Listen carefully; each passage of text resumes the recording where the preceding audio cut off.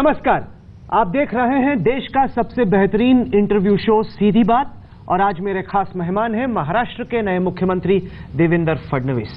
हमें आईटीए का एक अवार्ड मिला, आपको जनता का अवार्ड मिला।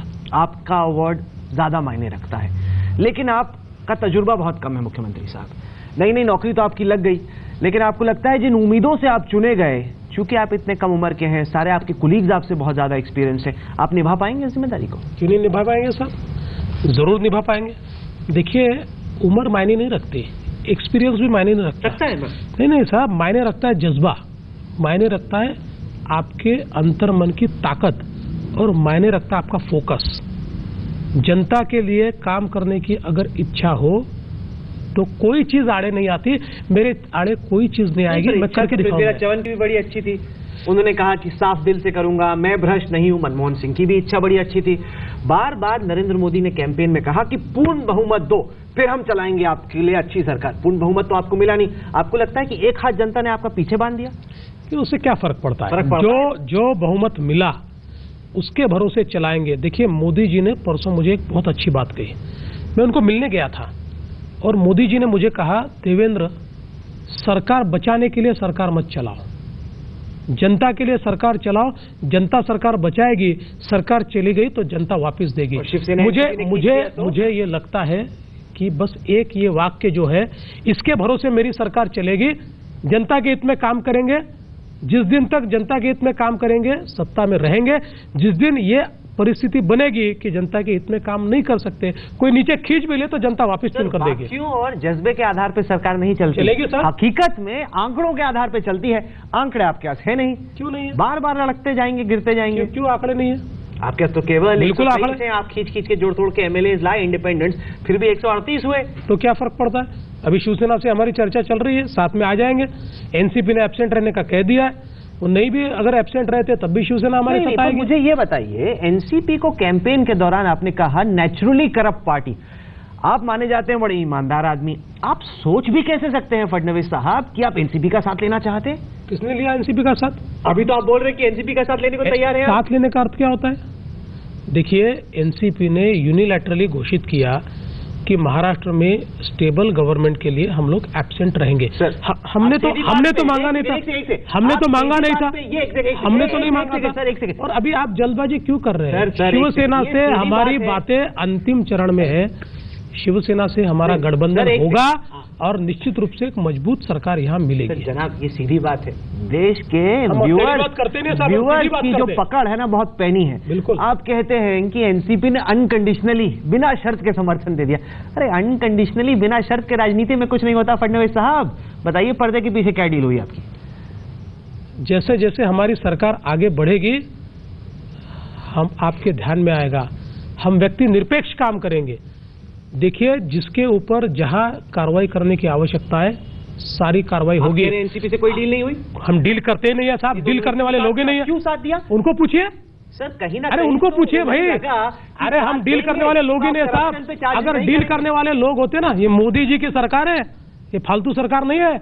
मोदी जी डील नहीं करते। एक बात हमेशा याद रखना, मोदी जी के तत्वावधान में जो सरकारें बनती है वो डील करके तैयार नहीं होती। अरे मोदी जी तो वो व्यक्ति है जो ये कहते हैं कि सरकार छोड़ दो, फर्क नहीं पड़ता, जनता के लिए सरकार चलाओ, और सरकार चली भी गई तो जनता वापस देगी। क्योंकि लोगों को लग रहा है कि आपने इंडेमनिटी बॉन्ड साइन किया शरद पवार, अजीत पवार के साथ कि आप हमें बाहर से साथ दो, हम आपके खिलाफ भ्रष्टाचार का कोई केस नहीं करेंगे। आगे आगे देखिए होता है। बता दीजिए, घोषित कर दीजिए सीधी बात के मन से, करप्शन के चार्जेस की प्रोब होगी। बताइए। सीधी बात में सीधे जवाब में दे रहा हूं, करप्शन का प्रोब होगा, कोई प्रोब करटेल नहीं होगा। जो कानूनन करना है वो हर चीज की जाएगी, कानून को एक्सपीडाइट किया जाएगा। कानूनन जिसके ऊपर कार्रवाई करने की आवश्यकता है वो करेंगे। पॉलिटिकल विंडिक्टिवनेस नहीं। चवन ने भी ये कहा, फिर कहा कि एनसीपी मेरा एलाय है, मैं कुछ कर नहीं पाया, माफ कर दीजिए। आप भी कहेंगे कि नंबर्स की जरूरत थी, एनसीपी का साथ। मेरा नाम देवेंद्र फडणवीस है, पृथ्वीराज चव्हाण नहीं है। नहीं, वो तो ठीक है, लेकिन राजनीति की मजबूरी होती है फडणवीस साहब। नंबर्स आपके पास है नहीं। राजनीति को बदलने का तजुर्बा हमको तो है। अगर अजीत पवार, हम राजनीति बदल के दिखाएंगे। अजीत पवार जेल गए तो गए, जो भी जेल जाए। शरद पवार को पकड़ना पकड़ा तो पड़ा। भाई, व्यक्ति की बात क्यों करते हो? क्योंकि व्यक्तियों पर ही आएगा। व्यक्ति की बात क्यों करते हो? मैं तो ये कहता हूं, किसी भी पार्टी का, मेरी पार्टी का आदमी भी अगर करप्शन में होगा तो जेल जाएगा। ये हुई ना बात। पर अब खुश मत होइए, मुस्कुराइए नहीं, क्योंकि जब किसी को जेल भेजेंगे ना, मुस्कुराता हूं। अरे मेरे को तो वापस नहीं सर, जब कोई जेल जाएगा ना नेता, तब समझ में आएगा। बड़ी बड़ी बातें सब बहुत पहले करते हैं। आपकी भी सरकार ने कहा कि 100 दिन में काला धन वापस ले आएंगे, अभी तक तो अट्ठनी वापस नहीं है। ये हकीकत है। आएगा तो मैं भी देखूंगा, तब मैं मुस्कुराऊंगा। बिल्कुल, अभी तो सिर्फ कहने की बात है, कहना बड़ा आसान है। दूसरे सवाल पे आपने कहा कि सेना आपका साथ देगी। अच्छा ये बताइए कि 15 अक्टूबर से 19 अक्टूबर आया, इतने दिन हो गए, अब तक आपकी सेना से डील नहीं हुई। लगता है ईगो, मतलब कि दोनों के बीच में एकदम ईगो बैटल हो गई है। अब क्यों इतनी चिंता करते हैं? 25 साल से हम लोग साथ हैं।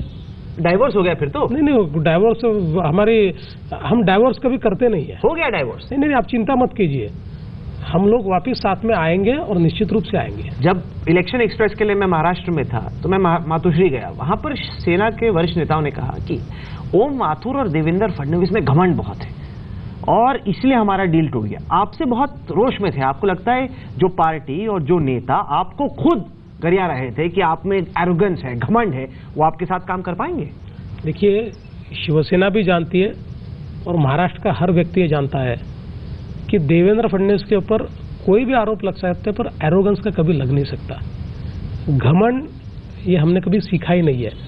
और चुनाव के दरमियान ये बात सही है कि कुछ बातें उन्होंने कही, हमको बहुत दुख हुआ है, एक गहरी चोट हमको पहुंची है। जिस प्रकार से मोदी जी के बारे में उन्होंने बात की, गहरी चोट पहुंची है। आप लेकिन ऐसा है कि मैंने अखबार में पढ़ा कि आपने कहा कि अगर मोदी से जो आपने कहा उसके लिए माफी नहीं मांगेंगे तो कोई डील नहीं होगी सेना से। देखिए, हम माफी वगैरह मांगना ये बातें हम कभी करते नहीं है। राजनीति में हम आगे बढ़ने वाले लोग हैं। मोदी जी की छवि इतनी बड़ी है और लोगों के दिल में साहब, कौन किसी की कलम मोदी जी की छवि थोड़ी खराब कर सकती है, वो लोगों के दिल में है। और इसलिए देखिए, जो गलत है उसको हमने उनको गलत बताया है। बाकी राजनीति में जो परिस्थितियां आती है उसमें आगे बढ़ना। सेना कह रही कि डिप्टी चीफ मिनिस्टर पोस्ट होने चाहिए कम से कम। आपसे बात हुई? देंगे नहीं, नेताओं से बात हुई। उन्होंने कहा तो नहीं हुई अभी। आपसे नहीं कहा उन्होंने, तो हमसे क्यों कह रहे हैं फिर? आपसे बात ही नहीं हो रही। यही तो दिक्कत है कि आप मियाँ बीवी अगर दोनों में लड़ाई हो गई तो बात ही नहीं हो रही। देखिए, इस बार हमने ये तय किया क्या कि आपके सामने बात ही नहीं करेंगे। आप बात ही नहीं कर रहे हैं क्योंकि हमको ये पता है कि आपके सामने, आप यानी मैं मीडिया की बात कर रहा हूँ, आपके सामने अगर बात करेंगे तो बात कभी बनेगी नहीं। इसलिए जहां उचित जगह उचित समय हमारी बातें चल रही है और जब वो पूरी हो जाएगी तब आपके सामने आ जाएगी। नेताओं ने कहा कि 9-10 को जब भी आपका वोट ऑफ कॉन्फिडेंस होता है उससे पहले वो चाहते हैं कि डील हो जाए। नहीं हुई तो उन्हें चिंता है कि अभी तो आप उनका सपोर्ट ले लोगे, बाद में बोलोगे कि कैबिनेट एक्सपेंशन की हम बाद में सोचेंगे, उससे होगी पहले डील। मुझे लगता नहीं कि उनके मन में ऐसी कोई शंका है। ऐसी कोई शंका अगर उनके मन में होती तो कल उद्धव जी शपथ विधि के समारोह में नहीं आते। मैंने उनको रिक्वेस्ट की और अमित शाह जी ने भी उनको कहा कि आप आइए, रिक्वेस्ट की और उद्धव जी आए।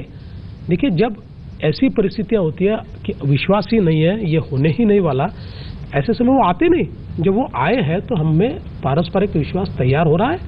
मुझे निश्चित रूप से लगता है कि हम लोग उचित ढंग से इस अलायंस को कंप्लीट करेंगे। फॉर्मूला बना 2:1, 3:1 कैसे होगी कैबिनेट में बर्थ शेयरिंग? फॉर्मूले तो बन रहे हैं साहब, उचित समय बताएंगे। अभी बता देंगे तो फॉर्मूले तो आप गड़बड़ कर दोगे हमारे। नहीं, हम तो गड़बड़ नहीं करेंगे, गड़बड़ तो आप लोग आपस ही में घालमेल कर रहे हैं। अच्छा ये बताइए, कुछ लोग ये देवेंद्र फडणवीस चलाएंगे महाराष्ट्र की नरेंद्र मोदी चलाएंगे महाराष्ट्र? महाराष्ट्र की सरकार चलाएगी, जिस सरकार में मुख्यमंत्री देवेंद्र फडणवीस है, जिसकी अपनी एक कैबिनेट है। देवेंद्र फडणवीस और कैबिनेट मिलकर महाराष्ट्र चलेगा। कुछ लोगों ने कहा कि कम तजुर्बे वाले को इसलिए सीएम बनाया ताकि दिल्ली से रिमोट कंट्रोल से। लोग तो कई बातें कहते हैं, पर हमने ये हमेशा देखा है मोदी जी रिमोट कंट्रोल नहीं चलाते, वो इंस्टीट्यूशंस बिल्टअप करते हैं। मोदी जी को जाना जाता है इंस्टीट्यूशंस बिल्टअप करने के लिए, और मुझे लगता है कि वो लोगों को एम्पावर करते हैं। और महाराष्ट्र को अपने पूरे अधिकार है। महाराष्ट्र मुंबई से ही चलेगा, हम ही उसको चलाएंगे। लेकिन हमको इस बात की खुशी है कि एक व्यक्ति हमारे पीछे, एक सरकार हमारे पीछे है, हमको मदद करने के लिए वो हमेशा तैयार खड़ी है। हाँ, ये बात जरूर है, अगर हम गलती करेंगे तो हमको टोका जाएगा, हम गलती करेंगे तो ऊपर की सरकार चुप नहीं बैठेगी। बार बार भागते हुए नागपुर तो नहीं जाएंगे संघ के अपने साथियों के पास कि बताइए क्या करना है, फंस गए जरा? देखिए, संघ कभी राजनीति में दखल अंदाजी करता नहीं है। आजकल कर रहा है कभी नहीं करता है। आजकल काफी ये आप लोग चला देते हैं। आपका जब न्यूज नहीं होते ना, तब संघ की न्यूज चलाते हो कि संघ की दखल अंदाजी है। हम संघ को करीब से जानते हैं क्योंकि हम स्वयंसेवक हैं, और जितने स्वयंसेवक है ना, उनके इस न्यूज से फर्क भी नहीं पड़ता, क्योंकि उनको ये पता है कि संघ राजनीति में दखल अंदाजी नहीं करता। ऐसा है नहीं, आजकल तो काफी कर रहा है, दिशा दशा तय कर रहा है। जब भी गाड़ी फंसती है, लोग नागपुर में चर्चा ये ऐसा आपको लगता है, ये आपने तैयार किया हुआ परसेप्शन है। संघ का काम ये देश हित में काम करने वाले लोगों का निर्माण करना ये है, उससे ज्यादा कुछ आप नहीं। नागपुर से आते हैं, लंबी लड़ाई आपने लड़ी है विदर्भ के अलग राज्य को लेकर। अब आप महाराष्ट्र के सीएम बन गए हैं। महाराष्ट्र के सीएम के बनने के बाद क्या विदर्भ का वादा भूल गए? देखिए, हमारे राजनीतिक सिद्धांतिक भूमिका ये छोटे राज्यों की है। वो कल भी है, आज भी है और कल भी रहेगी। नहीं करेंगे कि नहीं? और हमने 3 राज्य तैयार किए। हम राज्यों की निर्मिति करते हैं, और जो राज्यों की निर्मिति हमने की वो विकास के मॉडल बने। जो राज्य तैयार किया उसका भी विकास हुआ, और जिस राज्य में से वो राज्य निकला उस राज्य का भी विकास हुआ, और इसलिए हम राज्य का निर्माण करते हैं। ये हमारी सैद्धांतिक भूमिका है। लेकिन कांग्रेस ने एक राज्य को विभाजित किया, और विभाजन की विभीषिका हम देख रहे हैं। तेलंगाना और आंध्र प्रदेश एक दूसरे से लड़ रहे हैं। इलेक्शन स्पीच देखिए, हमारे लिए ये भावना का प्रश्न नहीं है। हाँ। ये सामाजिक आर्थिक परिवर्तन का प्रश्न है, और इसलिए सैद्धांतिक भूमिका पर हम अड़िग है। उचित समय पर छोटा राज्य तैयार होगा। उचित आज हमारी प्रायोरिटी महाराष्ट्र का राज्य हमारे हाथ में आया है। टॉप मोस्ट प्रायोरिटी ये है, महाराष्ट्र का जो पिछड़ा भाग है, विदर्भ हो मराठवाड़ा हो, उसको न्याय मिलना चाहिए। उचित समय क्या होगा ये आपको पता चल ही जाएगा। देवेंद्र फडणवीस महाराष्ट्र के नए मुख्यमंत्री हमारे साथ हैं। चलिए राजनीतिक बातें परे अब, क्योंकि फोकस है गवर्नेंस पे, डेवलपमेंट पर। सबसे पहला वादा था कि करप्शन दूर करेंगे। करप्शन कैसे दूर करेंगे आप? पहली कैबिनेट में हमने पहला निर्णय लिया, हम जनता को सेवा का अधिकार देंगे। कमेटी बना दी, राइट टू सर्विस एक्ट। क्या फायदा होगा जनता को? आज जनता का सरकार के ऊपर सबसे ज्यादा नाराजगी क्यों है? क्योंकि वो चाहे राज्य की सरकार हो चाहे म्यूनिसिपल गवर्नमेंट हो, ये सर्विस प्रोवाइडर्स है, ये सेवा देने वाली संस्था है, और यहाँ पर लोगों को सेवा ही नहीं मिलती, वहाँ पर करप्शन है। और अगर एक व्यक्ति किसी ऑफिस में जाता है और उसको अगर सेवा नहीं मिलती तो उसके पास कोई लीगल रिकोर्स नहीं है, उसको चक्कर ही मारना है या तो पैसा देना है। लेकिन जब उसको अधिकार मिलेगा ये अधिकार, मुझे लगता है कि या तो दिसंबर के अधिवेशन में हम लोग बिल्कुल आएंगे, और अगर दिसंबर के अधिवेशन में नहीं ला पाए तो मार्च के अधिवेशन में तो इसको पंजाब में भी राइट टू सर्विस है, लेकिन उससे जनता को ज्यादा फायदा नहीं मिलता है, क्योंकि लॉ तो पास हो जाता है, पंजाब में जमीन पे कुछ बदलता है। लेकिन महाराष्ट्र में आरटीआई तैयार किया। महाराष्ट्र में आरटीआई के माध्यम से लोगों को अधिकार मिला है, और अब महाराष्ट्र में हम सेवा का अधिकार लाएंगे और सेवाएं जनता को मिलेगी। अच्छा, ये बताइए कि मुंबई के लोगों को ये मानना है कि मुंबई का ही कोई सीएम बने तभी मुंबई का विकास होगा। ये बाहर से आते हैं, उनकी प्राथमिकता मुंबई के बाहर की होती है, मुंबई की नहीं होती। मुंबई का आपका क्या प्लान, क्या करेंगे? मुझे ऐसा लगता है कि सरकार तो मुंबई से चलती है, और बाहर के लोगों का तो कहना यह है कि जो बाहर से आदमी मुंबई में जाता है वो मुंबई का ही हो जाता है, वो तो बाहर ध्यान ही नहीं देता। तो इस बातों में कोई रखा नहीं है। देखिए, मुंबई के लिए एक बहुत सस्टेनेबल इंफ्रास्ट्रक्चर का प्लान तैयार करना पड़ेगा, जो हमने तैयार किया हुआ है। आप क्या करेंगे? क्योंकि जब हम घूमे महाराष्ट्र में, पानी की बहुत बड़ी दिक्कत है, बिजली की बहुत बड़ी दिक्कत है। देश का विकसित राज्य हुआ करता था, अब एकदम इसकी स्थिति खराब है। बिल्कुल सही बात है, और इसलिए हमने कुछ चीजें, आज हमने करीब 2 घंटे बैठकर दोनों विभागों का प्रेजेंटेशन देखा, और हमने कुछ चीजें तय की है। सबसे महत्व की बात यह है कि महाराष्ट्र में हमको मॉइस्चर सिक्योरिटी देनी पड़ेगी। पैसा चोरी हो गया, वो तो आप बिल्कुल उसके व्हाइट रिपोर्ट, व्हाइट पेपर बना, तो कार्रवाई, सबको बरी कर दिया। व्हाइट पेपर तो व्हाइट वॉश था, उसको छोड़ दीजिए, लेकिन हम नहीं छोड़ेंगे।